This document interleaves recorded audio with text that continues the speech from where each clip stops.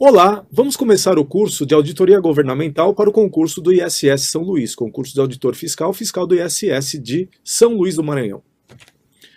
Em primeiro lugar, temos que definir o que vem a ser auditoria.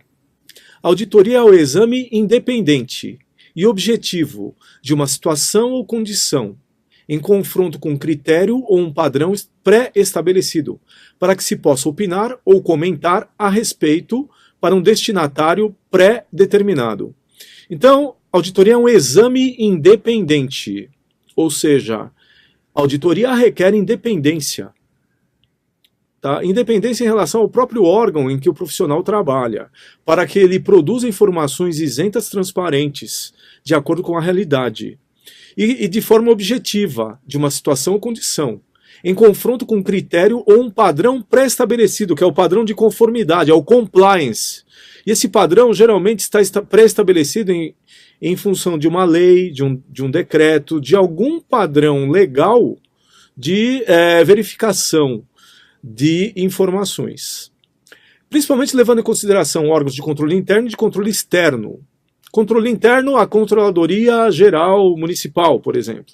E órgão de controle externo, que pode ser o Tribunal de Contas do município, e nós temos dois tribunais de contas, que são São Paulo e Rio de Janeiro, e principalmente tribunais de contas dos estados, que também fazem esse trabalho de auditoria e fiscalização de prefeituras, além de governos do estado, para que se possa opinar ou comentar a respeito para um destinatário pré-determinado.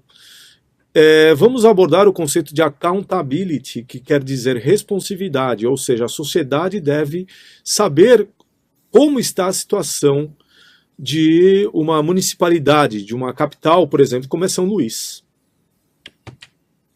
A auditoria surgiu como consequência da necessidade de confirmação de registros contábeis em função do aparecimento das grandes empresas e da taxação do imposto de renda. Imposto de renda esta baseada nos resultados apurados em balanços. Então, a auditoria surgiu como uma consequência de uma necessidade de confirmação de registros contábeis, que são as informações contábeis a serem registradas, como, por exemplo, no diário, em que você tem a conta de débito e a conta de crédito, em função do aparecimento de grandes empresas, empresas nacionais grandes e multinacionais, envolvendo inclusive a tributação do imposto de renda, baseada em resultados apurados em balanços. A evolução da auditoria ocorreu paralelamente ao desenvolvimento econômico. Por quê? Porque com o desenvolvimento econômico, o faturamento das empresas cresce e também a necessidade de informar corretamente sobre a situação fiscal, financeira dessas empresas.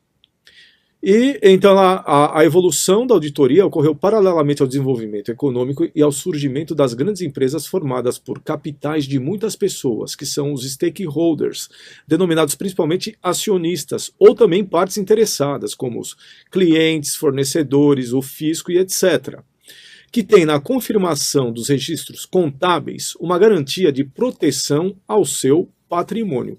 Por que é importante existir auditoria? E por que é importante ter a confirmação dos registros contábeis como garantia da proteção ao patrimônio? Temos que lembrar, em épocas passadas, né, principalmente o final da década de 1990, a situação de uma empresa norte-americana chamada Enron, em que uma empresa de auditoria chamada Arthur Andersen auditou os seus balanços, os seus relatórios contábeis de forma positiva, quando na verdade estava negativa. Resultado, o balanço estava com uma situação positiva artificial, a empresa estava indo para o buraco. E a Arthur Andersen, praticamente, depois dessa auditoria, de ter assinado esse balanço, teve até que mudar de nome para Accenture. Deixou de existir, porque a empresa realmente ela acabou. Muitas funcionárias até viraram capa da revista Playboy para tentar pagar suas contas em dia. Então, por isso é que até os dias atuais, a auditoria contábil ainda é a vertente mais conhecida da atividade da auditoria, muito embora no setor público brasileiro não seja esse o ramo prevalecente. Para se conhecer a auditoria como ela é vista atualmente, deve-se analisar o processo histórico, a origem e o motivo pelo qual ela se tornou uma atividade importante e necessária ao bom andamento dos negócios de maneira geral, tanto no setor privado como no setor público. Quais são os antecedentes da auditoria? O controle das coisas e a contabilidade, da auditoria, envolvendo a auditoria. A origem da auditoria tem sido muito discutida pelos especialistas. Não há um consenso sobre esta questão. Alguns marcos importantes geralmente são citados, como por exemplo a Inglaterra, fiscalização das receitas públicas e do Tesouro, envolvendo a conferência de valores monetários arrecadados e verificação da capacidade financeira dos cidadãos em função do elevado apetite do trono pelos gastos na corte. Os primeiros órgãos de controle governamental surgiram na França em 1318 e Inglaterra em 1314, que foram embriões da Cour des Comptes e do National Audit Office. Na Inglaterra, por ato do parlamento, o rei Eduardo outorgava direito aos barões para nomear os seus representantes oficiais. A aprovação dos auditores era atestada em documentos que constituem os primeiros relatórios de auditoria, denominados probatur sobre as contas. Documentos atestam ainda que o termo auditor originou-se no final do século XIII na Inglaterra, sob o poder deste rei que mencionava o termo auditor sempre que se referia ao exame das contas, alegando que se essas não estivessem corretas, iria punir os responsáveis.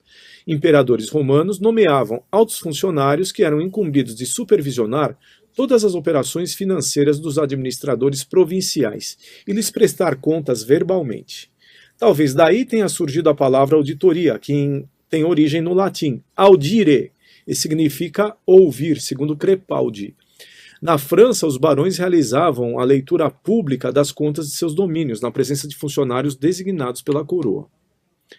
No século XVI e VI a.C., na Índia, o Código de Manu faz referências à ordem administrativa, principalmente às finanças públicas, nas quais se vislumbra nitidamente a presença de funções de auditoria pública. Na Suméria, proprietários mandavam conferir o rendimento dos seus bens confiados a terceiros. Boynton e outros consideram importante relacionar o surgimento da auditoria com o início das atividades econômicas desenvolvidas pelo homem. Muito embora a origem da auditoria seja imprecisa, o impulso mais significativo para o seu desenvolvimento pode ser atribuído à Inglaterra, dada a potência econômica desse país desde a época das colonizações, e que se tornaria, séculos depois, o berço do capitalismo com a Revolução Industrial. Então, o que é importante mencionar aqui? Que a auditoria se desenvolveu com até mesmo com o próprio processo de desenvolvimento do capitalismo. Foi a grandeza econômica e comercial da Inglaterra, como dominadora dos mares e controladora do comércio mundial, a primeira a possuir as grandes companhias de comércio e também a primeira a instituir a taxação do imposto de renda, baseado nos lucros das empresas, que fez a auditoria surgir como prática sistematizada, consolidando-se como hoje a conhecemos, em fins do século XIX, com a Revolução Industrial. No início do século passado, o crescimento da economia nos Estados Unidos, onde hoje a profissão é mais desenvolvida de auditor, determinou a evolução da atividade da auditoria como consequência do crescimento das empresas, do aumento de sua complexidade e do envolvimento do interesse da economia popular nos grandes empreendimentos. Nota-se que em todos os países do mundo, o desenvolvimento da profissão de contador público, designação dada aos auditores nesses países, foi uma consequência do desenvolvimento econômico, do crescimento e aumento da complexidade das organizações. A exportação de capitais por parte das nações economicamente mais evoluídas foi responsável pelo gigantismo atingido pela profissão nos países de origem e pela sua disseminação no resto do mundo.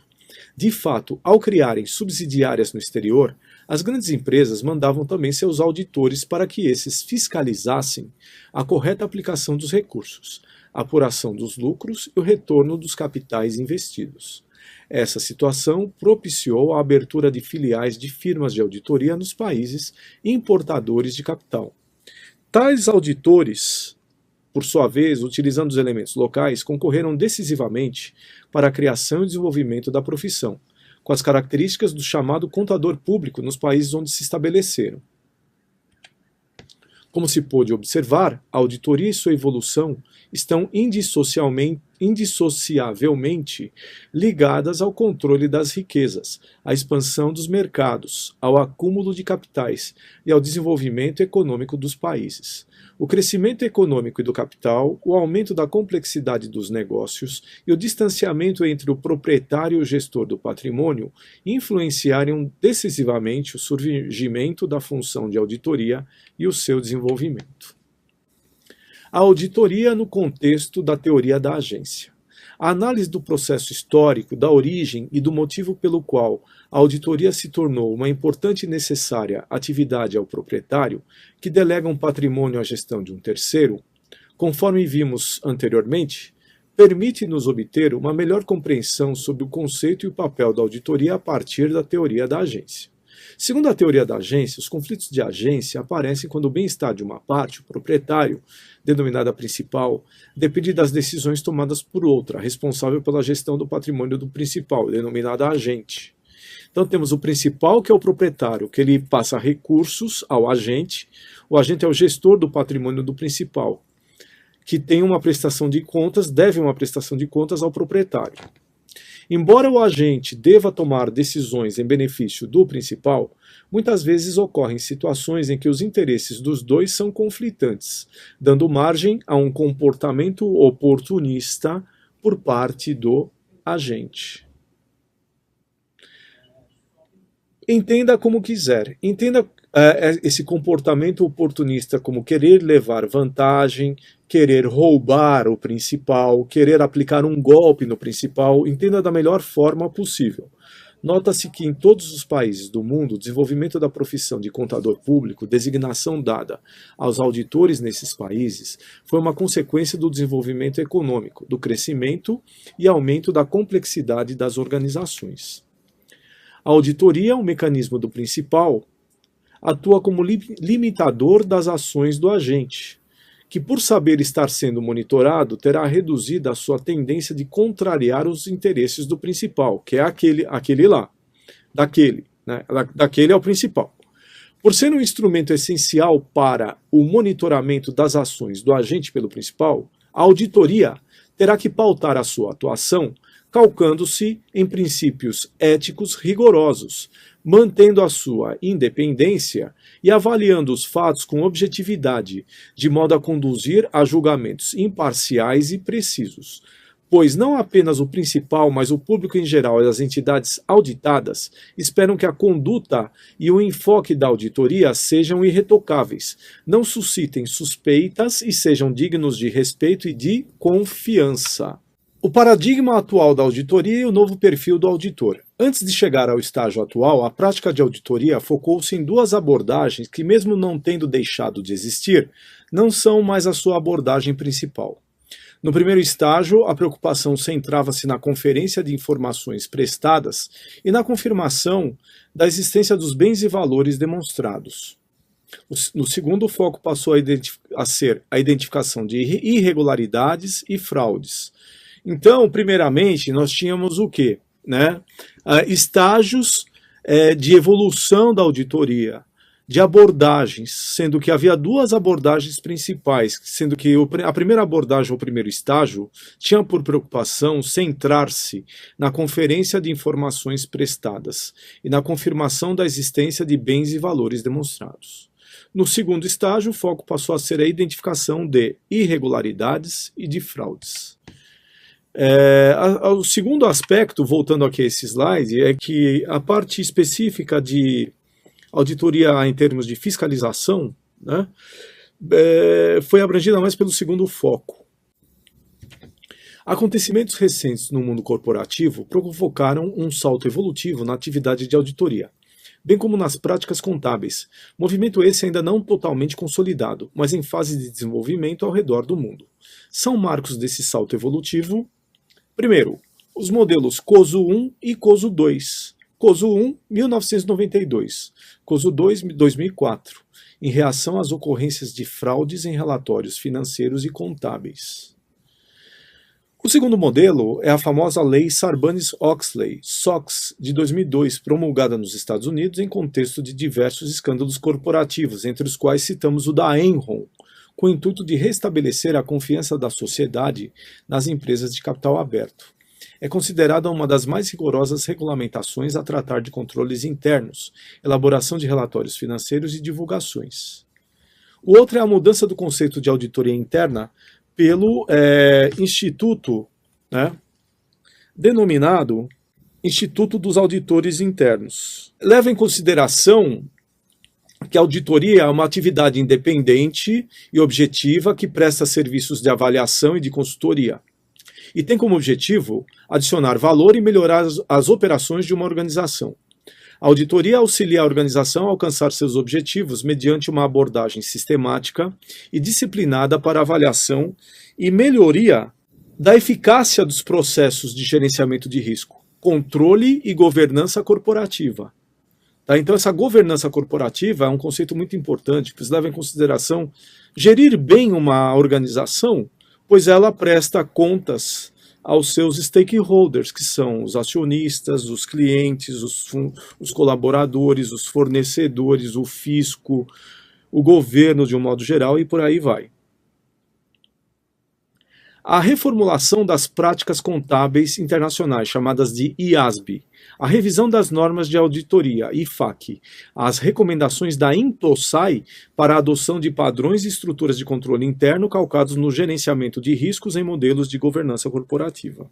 Esses e outros movimentos regulatórios objetivaram atualizar e compatibilizar a atividade de auditoria às constantes mudanças do ambiente de riscos a que estão sujeitas as organizações contemporâneas. No Brasil, nesse momento, as normas contábeis e de auditoria emitidas pelo Conselho Federal de Contabilidade estão sendo revisadas para convergir com as normas internacionais recentemente atualizadas, que são IASB e IFAC. O enfoque da auditoria interna, a partir da revisão de sua definição, passou a incorporar a consultoria, os riscos e a governança corporativa do seu escopo, Então, a função tem por objetivo adicionar valor e melhorar as operações da organização, contribuindo efetivamente para o alcance dos objetivos. Desse modo, a auditoria interna encontra-se frente a um novo paradigma, que se baseia na visão dos processos organizacionais, com enfoque nos riscos do negócio e numa orientação global, holística e sistemática, e não somente na verificação da conformidade legal e normativa de atos. Dessa forma, nós terminamos a primeira aula de hoje. Daremos continuidade na próxima aula. Um abraço a todos, obrigado pela escolha e estamos à disposição para tirar dúvidas. Um grande abraço. Até a próxima, gente.